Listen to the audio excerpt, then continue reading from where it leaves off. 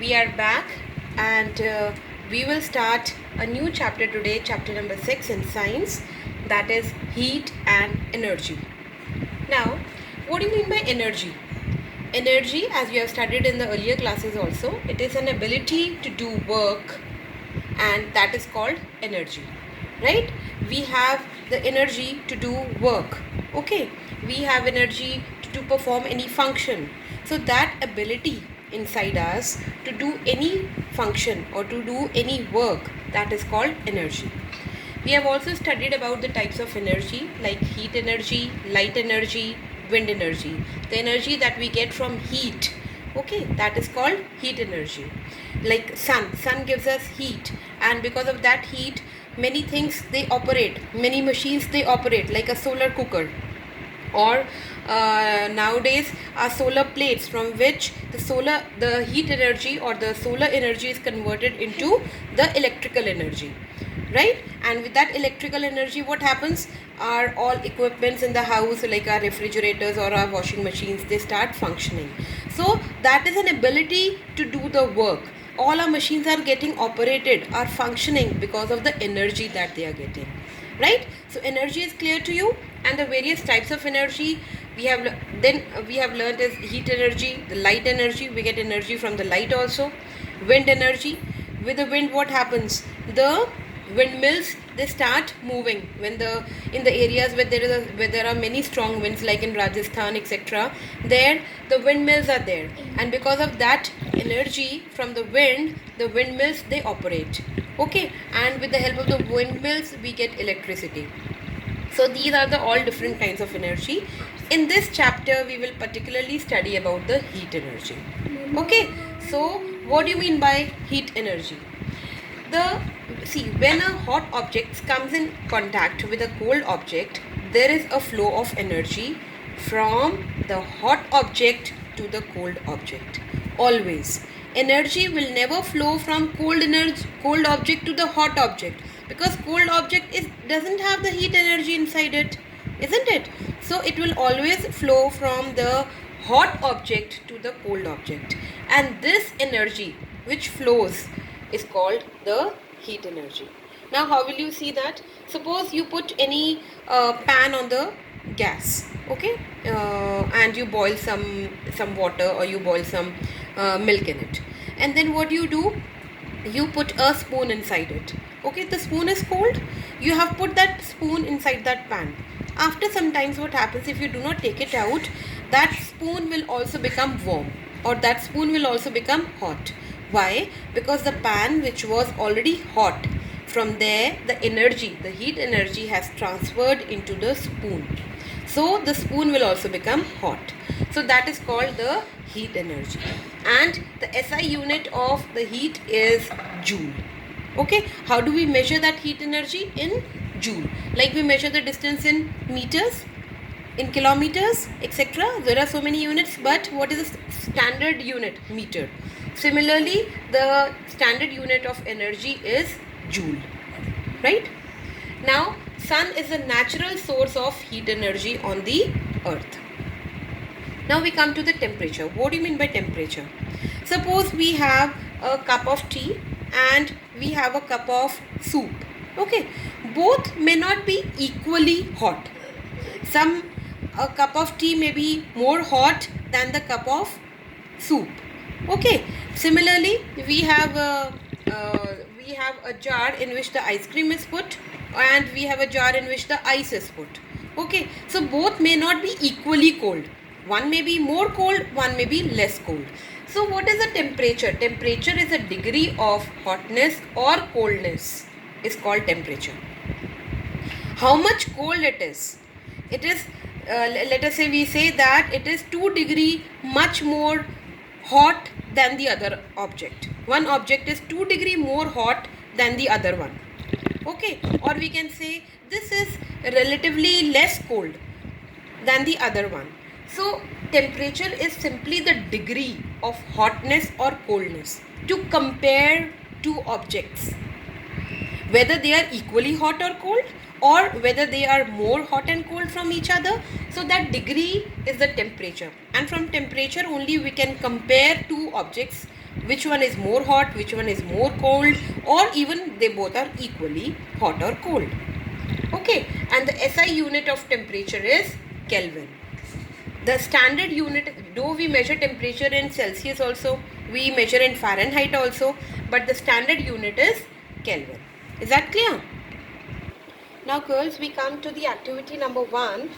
And girls, whenever you see the video, I'm not saying whatever time, but whatever time you see the video, you should always open the book along with that and go through each and everything in the book, because you know very well that we can ask you questions, we can ask the self-made questions also from the book. Going through the book is very, very important. So you see the video, side by side you go through the book also, so that everything is clear to you. Now in activity 1, what we are doing, what is the aim? To understand whether our sense of touch is reliable to determine how hot or cold the objects are. What does that mean? That means that we touch the objects, we can tell that it is cold, that is hot. But can we rely on our touch? Can our touch be very 100% sure how much cold or how much hot that object is? Let's see that. So we will take 3 beakers, A, B and C. In A we will keep the warm water. In B we will put the water at the room temperature, the normal one. And in C we will put the cold water. Now what you will do, you will put the index finger of your left hand in this A and your right hand index finger, one finger in cold water. Right? You put it for some time. You will know very well, okay, this is warm. It is it is very warm, and this is cold. Now you take out your fingers, and same fingers you put now both together in this B beaker. In B beaker, what will happen? It's at a room temperature. Okay, so the finger which has come from the warm water, when it comes in here in the water of room temperature, it will feel relatively cold. Here it was warm, but when we put it in the normal temperature, it will feel a bit colder. Whereas the finger which was in the cold water, when you put it in the beaker B, it will feel relatively warmer. Okay, because here it was very cold, and when we have put it here, it will feel relatively warmer. Okay, so that means the finger is same, but when we are putting in the different type of temperature, we are having different sensations. So that means our touch is not 100% reliable. We cannot judge from our touch whether the given temperature, whether the given liquid or whether the given object is having that much particular temperature. See, our left finger will say, oh, this water is relatively cold, but our right finger will tell us, no, this is relatively warm. So that means with our touch we cannot precisely tell about the temperature of any object or of any liquid. So now what to do? So that means we have to have some special instruments to measure the temperature. We cannot measure the temperature, we cannot determine the temperature from our touch. So what are the measurements for temperature, for measuring the temperature? That is thermometer. You are very well aware, everybody has thermometer at homes, and nowadays because of this corona, everybody must have a thermometer at home so that they can check whether they are having temperature or not. Okay, so what are the main components of the temperature? The main parts of the thermometer are the bulb. Okay, the bulb, the bulb is the bottom portion where the mercury is there. Mercury or alcohol, both of them, but most commonly used thermometer is a mercury thermometer. At home also, whatever thermometer we have the mercury thermometer. Right? So it has a bulb, and there is a liquid column where the mercury rises up, right? And there is the main where there is a scale. This body is known as stem, and then there is a scale, the measurement, right? So this is how the thermometer is there. The parts of the thermometer are there. Now, why the mercury is used in the thermometer? Some of the thermometers, they are having mercury. Why only mercury is being used? Because it is present in the liquid state over the wide range of temperatures. That means whether the temperature is very hot or very cold, to an extent, it does not changes its state. That means it does not becomes in gaseous form, or it does not changes to a solid form. It remains in the liquid form only over a wide range of temperature.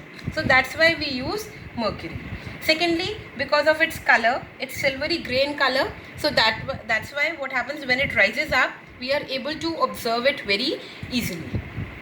Third, it does not stick to the glass in which it is enclosed, because what happens is when we keep it in our mouth, this bulb is coming in contact with our mouth. Okay, so it does not stick. When the temperature rises also, it does not stick to that glass. So that is a very good thing of mercury. That's why we use mercury in the thermometers. Now in some of the thermometers, alcohol is used. Why? Because it can measure the temperature to minus 70 degrees centigrade. So less temperature can also be measured by the alcohol, and it is comparatively cheaper than the mercury.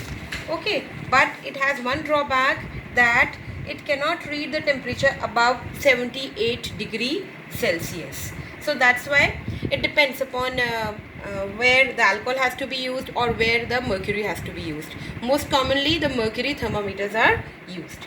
Then I already told you the second part is a stem. Stem is what? The capillary tube or the glass, okay, which holds a mercury. Mercury is there in the bulb also, and then it rises up.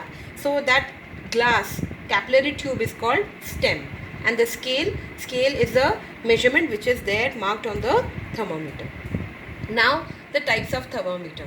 Number one is a clinical thermometer.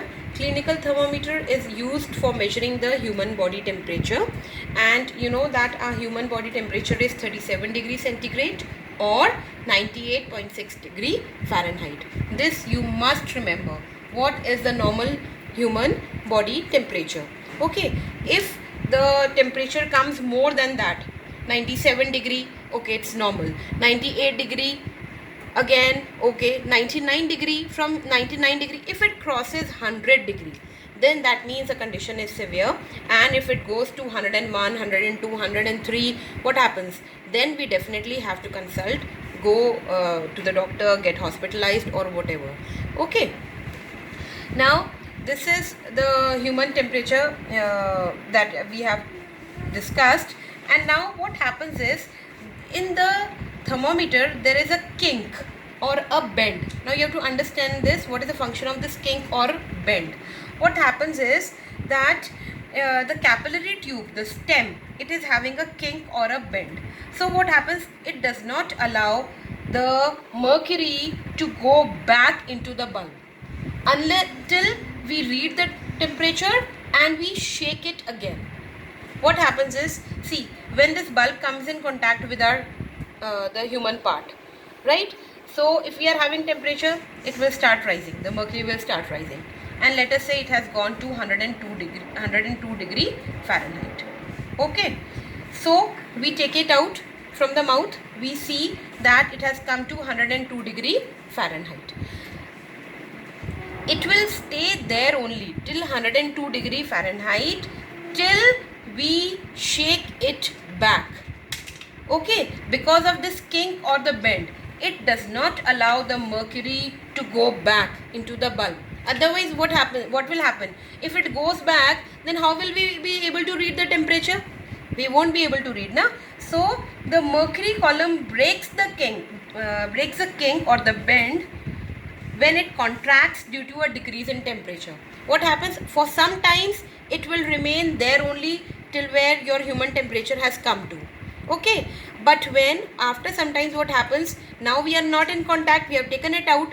After sometimes the mercury will now break the kink, and it will break the kink when the temperature gets reduced. The atmospheric temperature is less. Suppose let us say it is not in contact with the human temperature, with the human body, so that mercury will now break the kink and it will go back into the bulb. Or what we will do is, we will shake the temperature, the thermometer, and the mercury will go back into the bulb. You must have seen, whenever what happens is, whenever we take the temperature, we normally wash the thermometer. It is very important to wash the thermometer, and then we shake it, right? So that if the mercury has come to some extent, if by chance it goes back into the bulb, that mercury will break the kink on shaking and it will go back into the bulb, and we can take the fresh temperature, right? This is how the working of the clinical thermometer takes place. Now, what are the precautions that we must take when we use the clinical thermometer? So, you will take out your book, and here we will these are the precautions. The thermometer should be washed before and after use, preferably with an antiseptic solution, because it has already gone in mouth of one patient. When we want to try for another patient, then we must wash it, okay, before also and after also. It should be ensured that before use the mercury level is below 35 degree or 95 degree Fahrenheit. We have to shake it so that it is ensured that the mercury goes into the bulb. Here the temperature is 95 degree Fahrenheit, so that means it will be below that only. Then the thermometer should be read keeping the level of the mercury along the line of sight. It should be kept in a line so that it can be read very easily.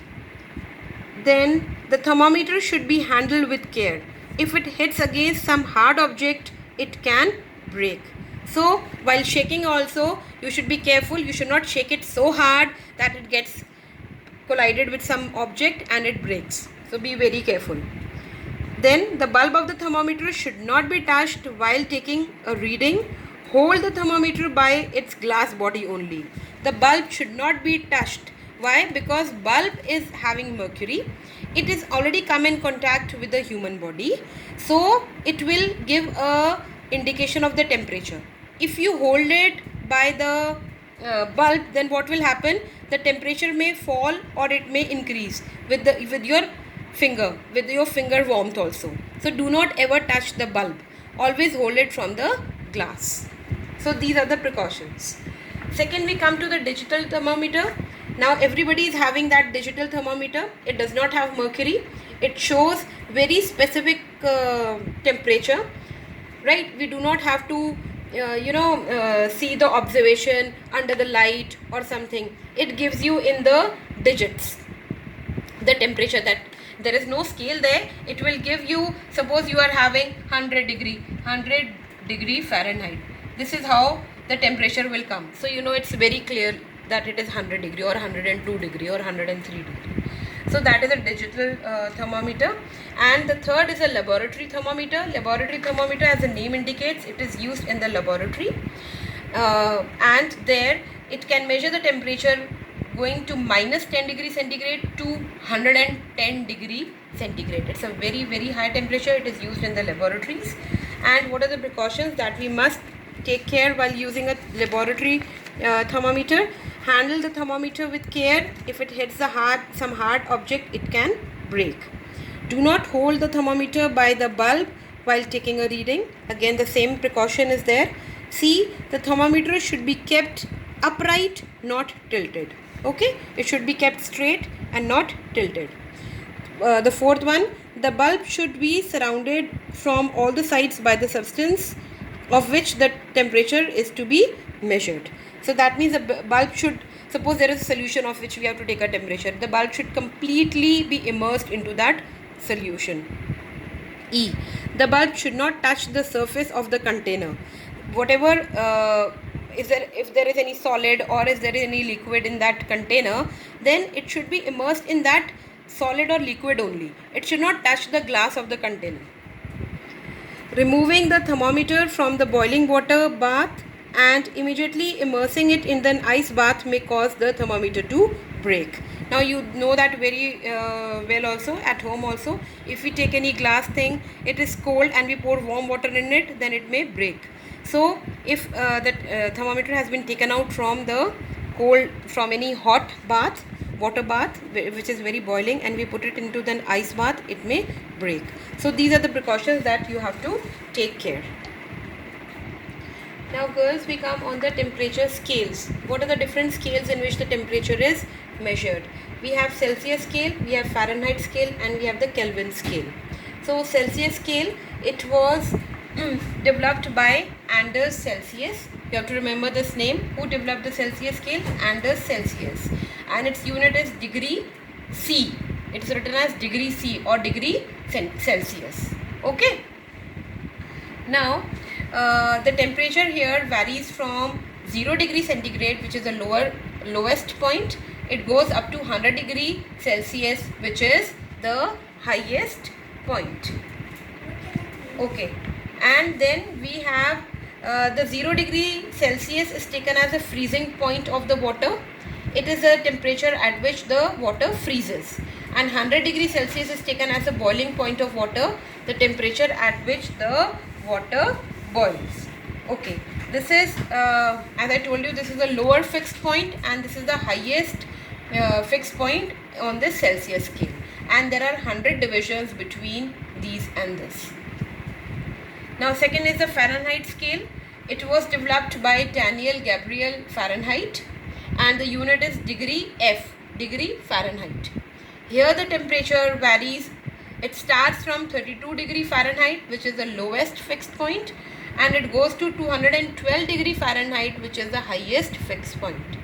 And there are 180 divisions. Now the lowest fixed point is taken as a freezing point of the water, and here 212 degree Fahrenheit is taken as a boiling point of water, and there are 180 divisions between these two. So these are the differences. Who developed them? What is the degree? What is the unit? Then what is the temperature scale there? The lowest fixed point, the highest fixed point, and how many divisions are there. So there is a comparative study between the two scales. Then we have the Kelvin scale. Kelvin scale was developed by Lord Kelvin, and the unit is K, Kelvin. Now here the temperature, it starts from 273 Kelvin approx. Okay, this is an approx temperature going to 373 Kelvin. Here this is the lowest fixed point, this is the highest fixed point. This is taken as a freezing point of water, and this is taken as a boiling point of water. Now this Kelvin scale is also known as absolute scale of temperature. Why it is known as absolute scale of temperature? Because it has 0K, 0K. This is the temperature which it has, which is the lowest attainable temperature in the universe. Okay, according to Kelvin scale, this is the lowest temperature in the universe, so that is called the absolute scale of temperature. Now girls, after that we will do the conversion of scales. Now what are the conversion of scales? Conversion of scales means that whatever temperature is given to you, suppose it is given to you in Celsius, and you have to convert it into Fahrenheit. How to do that? You have to remember these formulas. These formulas are very important, and the questions definitely they come based on these formulas. Suppose you have the temperature in Celsius, you have to convert it into Fahrenheit. So what is the formula? The temperature which is given in the Celsius into 9 upon 5 plus 32. Suppose it is given to you 25 degrees Celsius. Okay, you have to convert this into Fahrenheit. So it will be 25 into, put the Celsius one here, into 9 upon 5 plus 32. Okay, so it will be cut 5 ones and 5 fives, right? So 5 into 9 is left. 5 into 9 plus 32 it gives you 5 nines are 45 plus 32 is equal to 77 degree Fahrenheit. It will be converted into Fahrenheit. Now how to convert Fahrenheit temperature into Celsius temperature? Now the formula for that is F minus 32 into 5 upon 9. Okay, so Fahrenheit temperature, suppose 50 degree Fahrenheit is given to you and you have to convert it into Celsius. So you will simply do 50 Fahrenheit, you have to keep it here, minus 32 into 5 upon 9. So 50 minus 32 gives you 18. 18 into 5 upon 9. So 9 ones are and 9 twos are. 2 fives are 10. 10 degree Celsius is the answer. Okay. And third one is to convert the Celsius into Kelvin only. They have not given the Fahrenheit, so we will study this only. How to convert the Celsius into Kelvin. Whatever temperature is given to it, you simply add 273 to it and you will get the temperature in Kelvin. Right? The next part the remaining part of this chapter we will do it in the next session.